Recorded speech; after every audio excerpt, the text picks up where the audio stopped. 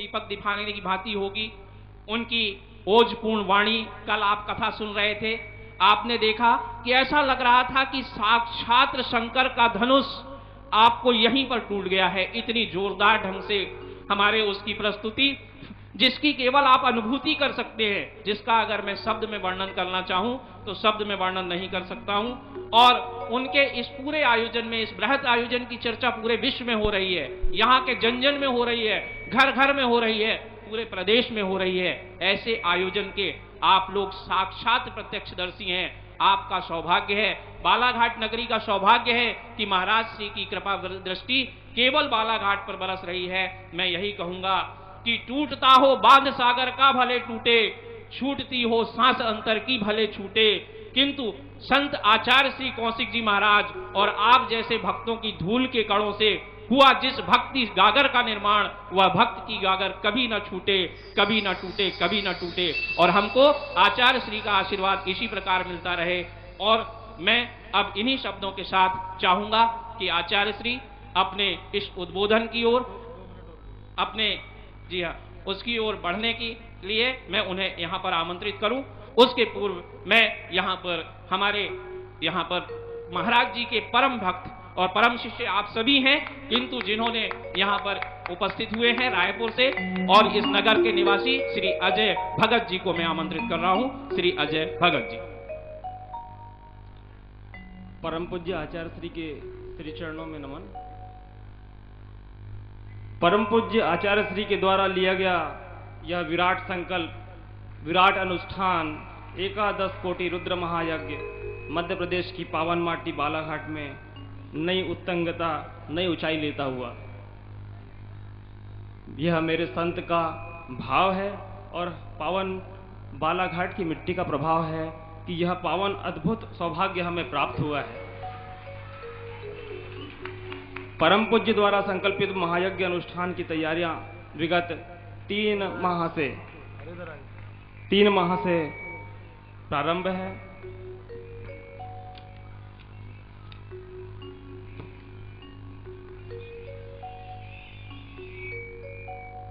इन तैयारियों में महाराज श्री पिछले 3 माह से अनवरत बारीकियों से इस कार्यक्रम पर नजर रखे हुए हैं। महाराज श्री का जो दिनचर्या है उस पर आप गौर करें। रात 12 बजे तक श्रद्धालुओं से वो लगातार मिलते और उनको आशीष देते रहते हैं।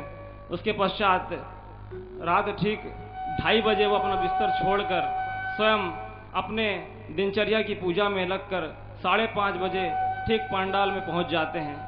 पिछले 20 वर्ष से महाराज श्री ने उनके जीवन का लिया गया संकल्प नित्य अभिषेक, नित्य हवन एवं नित्य जाप, इसे अब तक अनवरत जारी रखा है। यह हमारे महापुरुष की पहचान है। उनके विषय में 2 लाइन में बोलकर महाराज श्री के श्री चरणों में इस माइक को दे रहा हूं। तरोताजा बना दे वह तान होती है। तान यानी संगीत को तान कहा जाता है।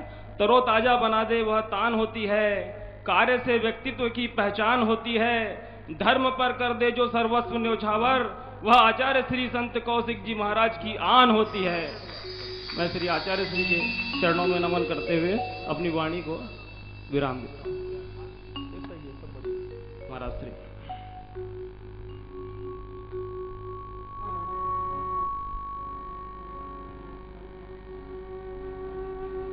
तो वहां से मिला के लगा।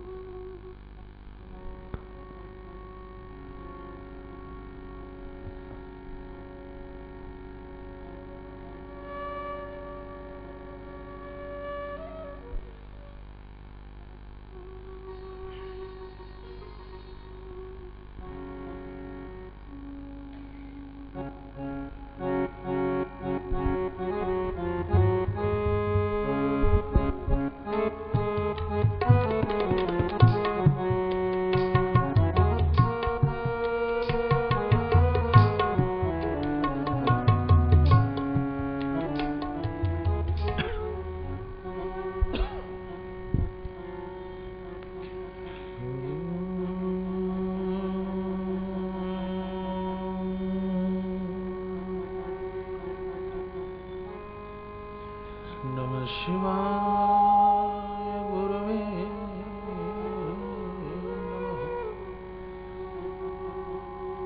श्री जानकीनाथाय नमः। श्री राधा कृष्ण चरण कमलेभ्यो वाणी विनायको नमः।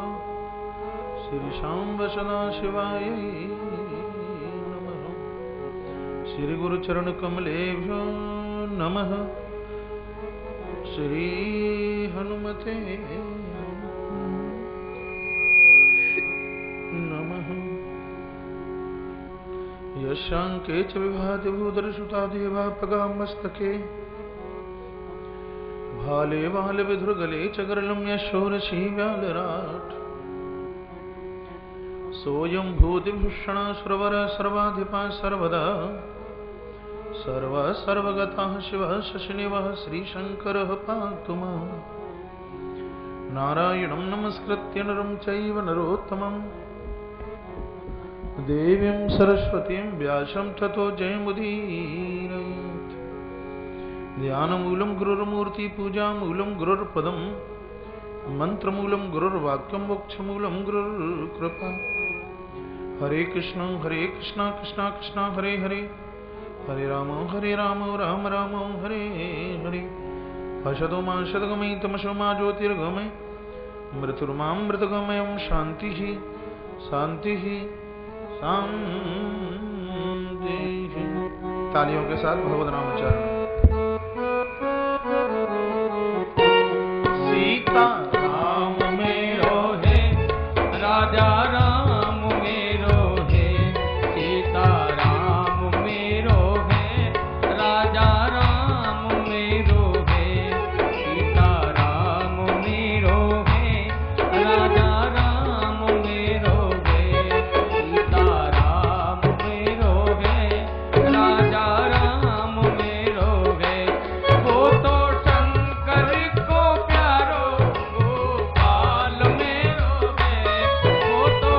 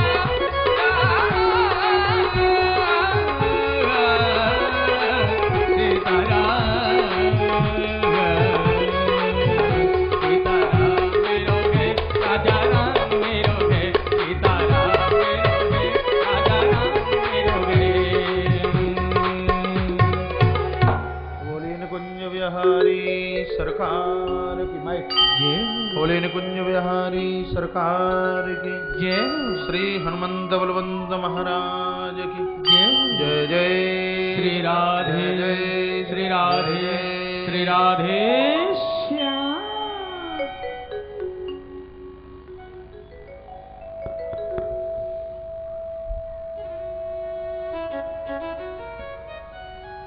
देव पूज्य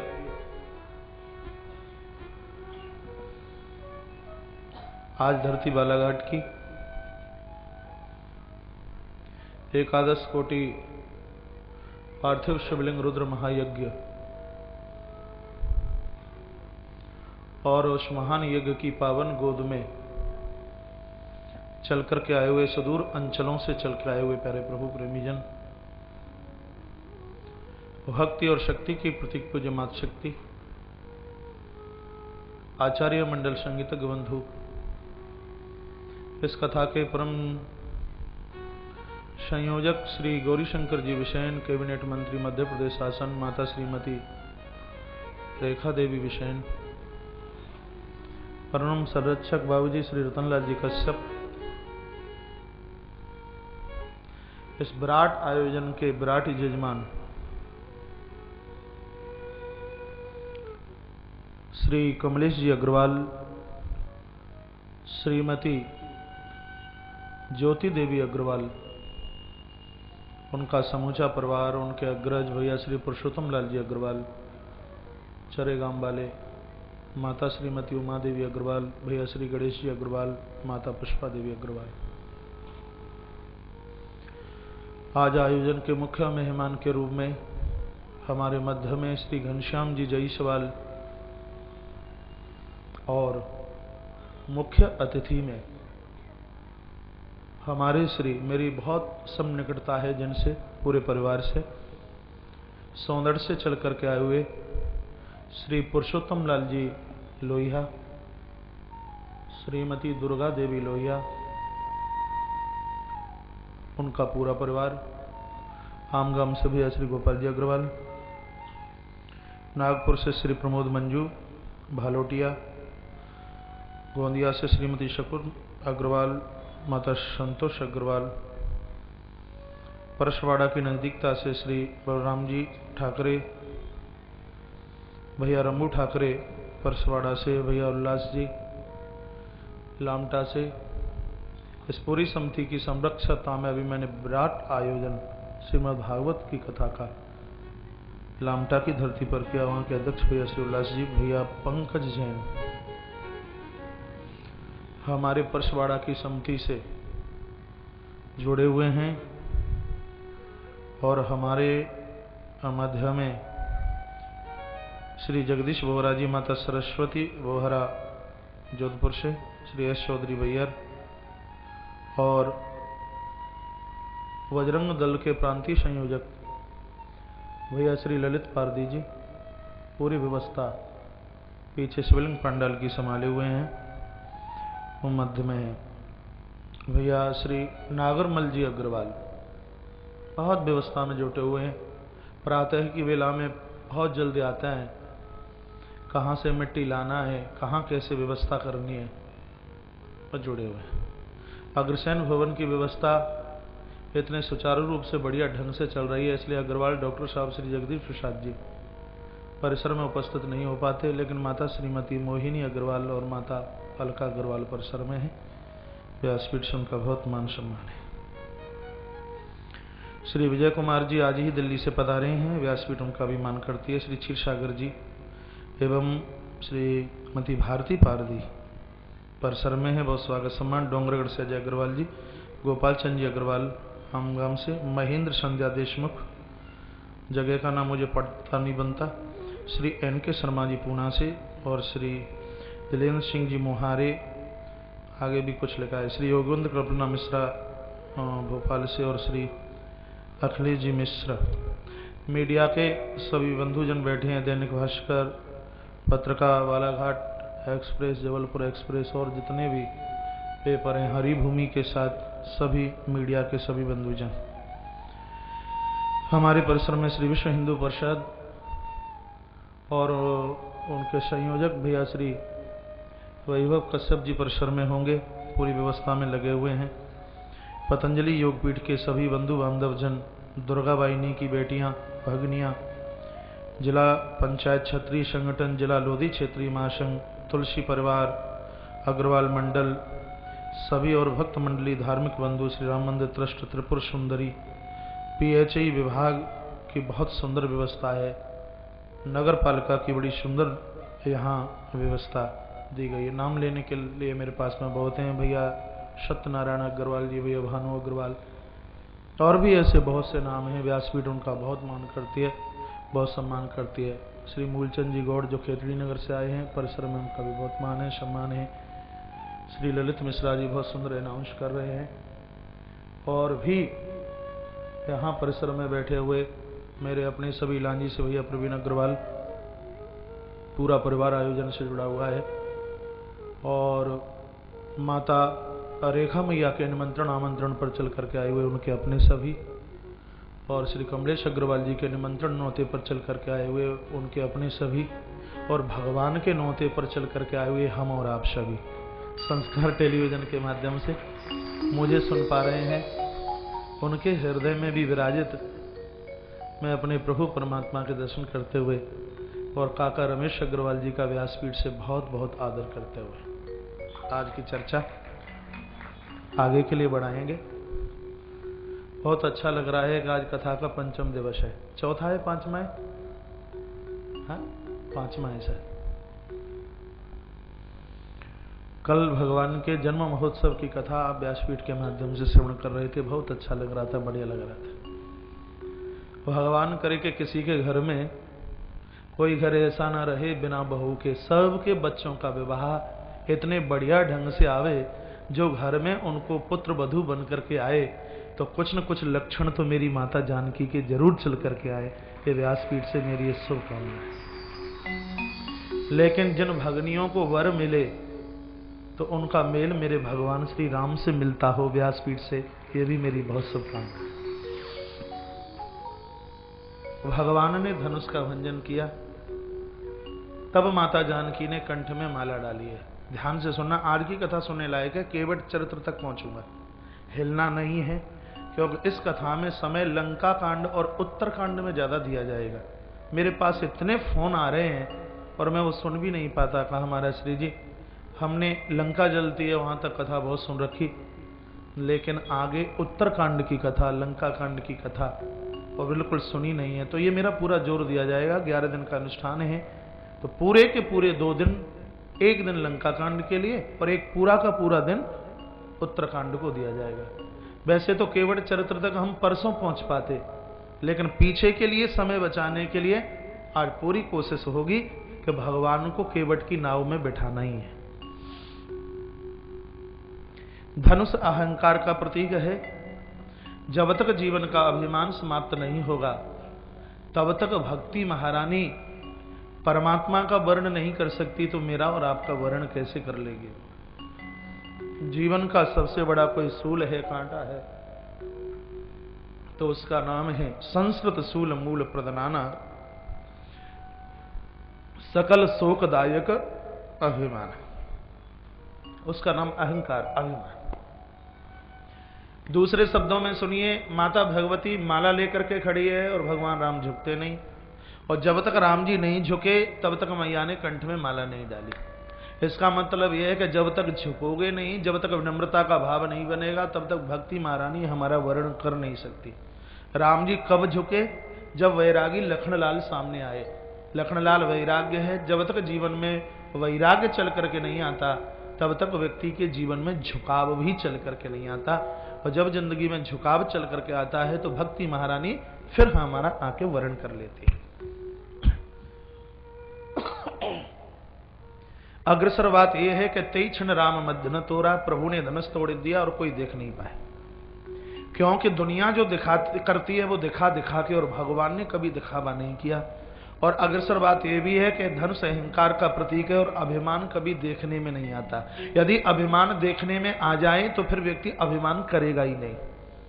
अब मैंने तो देखा नहीं, आपने भले ही देख लिया हो कि गोरा है कि काला है, पीला है, 3 फुट का है कि 7.5 फुट का है, देखने में आता नहीं, इसलिए उस टूटते हुए धनुष को कोई देख नहीं पाया। गजब की बात यह है कि 23 क्षण राम मध्य धन तोड़ा, प्रभु ने मध्य से धनुष को क्यों तोड़ा?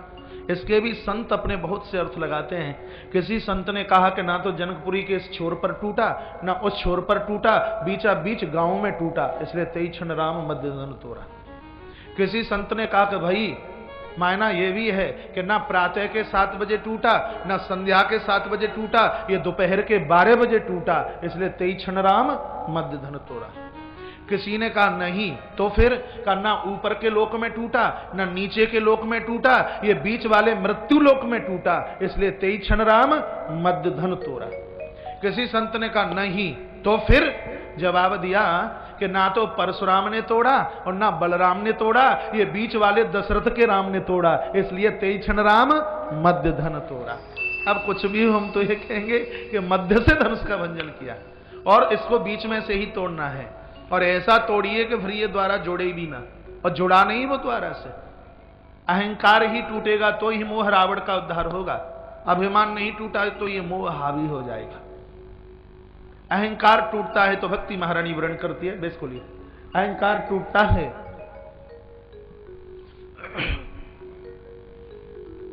तो भक्ति महारानी वर्णन करती है, और भक्ति महारानी जब वर्णन करती है तब कहीं हमारा मोह महाराज समाप्त होता है। मैया ने माला डाली है, कल आपने सुना है, और ज्यों ही वर्ण किया माता भगवती जानकी ने मेरे प्रभु का, तो वहां तो महाराज हल्ला गुल्ला हो गया, लड़ाई और झगड़ा।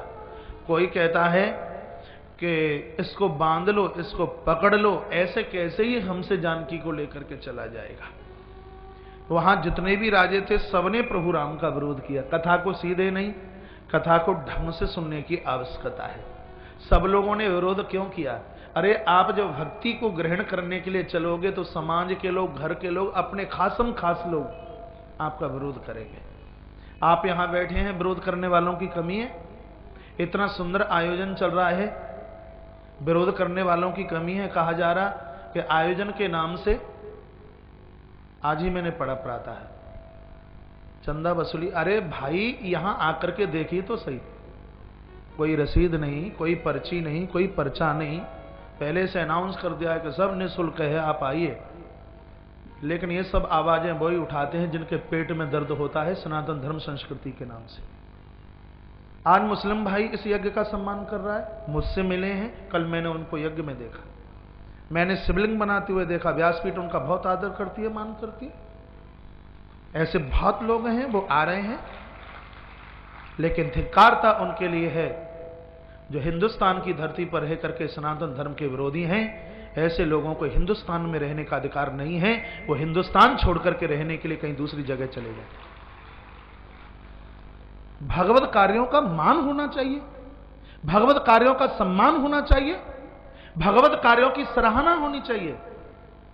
इस क्षेत्र में मैं लगभग 8-10 साल से आ रहा हूं। ऐसी कौन सी पार्टी है जिस पार्टी के लोग हमसे नहीं जुड़े?